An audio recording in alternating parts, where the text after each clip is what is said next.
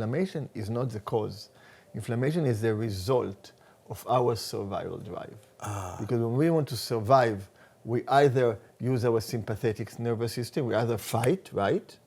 We are built to survive. You and I are wired to survive. Every cell in our body is wired to survive.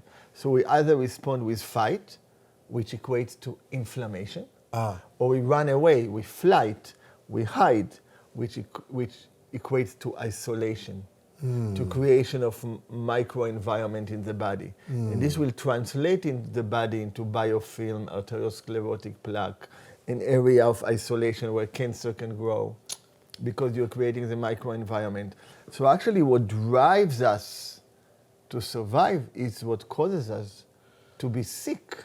And that's the survival paradox. So a lot of my work, both on a biochemical level through blocking this survival paradox protein, which I made a lot of important discoveries on galectin-3 through the use of modified cytospectin, but also through understanding that if we can let go of our survival drive, our health will improve.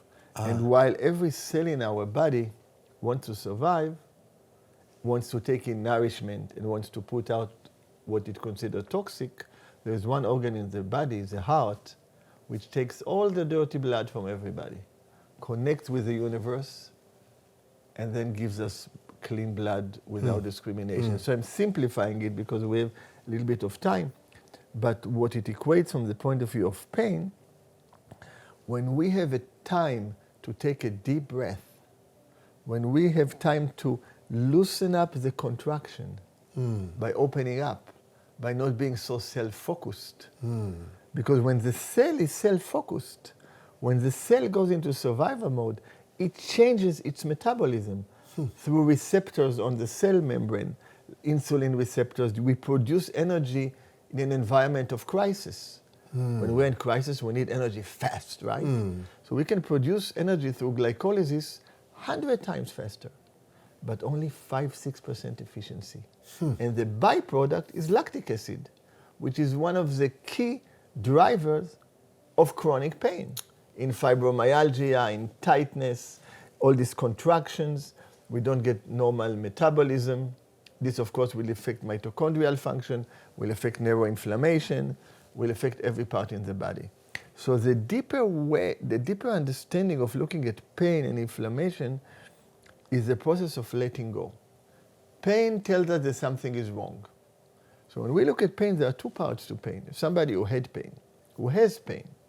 So I work with people with pain and I tell them, I probably haven't had a day without pain since I was 16, 17 years old. Right. But honestly, it doesn't play a factor in me. Right. There are points like right now I actually don't have pain. I feel relaxed. It took me many years to work on it, emotionally, psychologically, psychospiritually. But there is something about identification with pain and wrapping our life around it. Right. And it's part of the self-focus of Western culture a little bit. It's part of the drama. It's part of self-preservation. And it's part of the ongoing fight, conflict that we see in this country, right? The political Absolutely. divide around the COVID, even pro-vaccine, against vaccine. Everybody's so opinionated. And to really create harmony, we have to accept that there can be an opinion that is different than us. When we increase what is acceptable to us, guess what? What is allergy? Allergy, which can cause a lot of pains, and allergic reactions, and rashes, and itching, and pains. Allergy is reacting to something we're not supposed to react to. But it's hyperreactivity, per definition. If we become less reactive, suddenly we don't have an allergic response. Suddenly the body doesn't have to alert us that something is wrong. Right. And that's the amazing power of the mind over pain, which is a big topic in this docuseries. Absolutely. And inflammation. So we use CBD, and we use THC, and microdosing of psilocybin, and whatever, and ketamine, different things that can change our perception.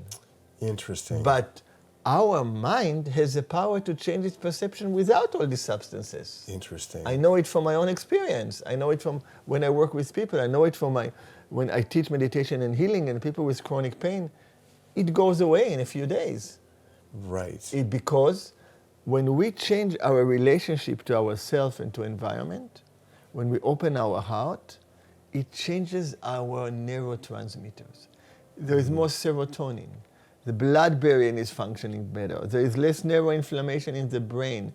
Our alarm system goes down. So in this sense, a holistic approach will include dietary component that reduces inflammation, that improves oxygenation. When there's no oxygen, there is pain, right? That's why hyperbaric is so useful, right? So some people genetically have an issue with oxygen coming to the tissue. They've elevated certain elevation of lipids like lipoprotein A. Some people have high level of toxic burden, from mycotoxins to heavy metals to pesticides. We're all bombarded with pesticides, 100%. especially glyphosate, Yes. which affects gut Yes. health, chronic kidney disease, neuroinflammation, Absolutely. excitatory issues, right? ADHD and autism and chronic pain. And you can see the people with chronic pain, the people with mast cell activation, all this category of hyperallergy. You can see how the hyperallergy is already happening in their mind, right? You want to give them a supplement to take, I'm going to react to it. They already decided they're going to react to it.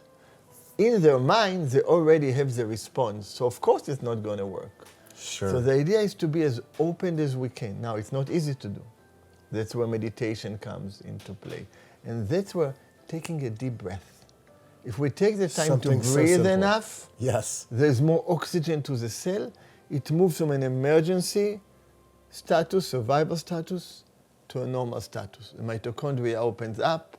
Right. We work efficiently, and suddenly there is no pain.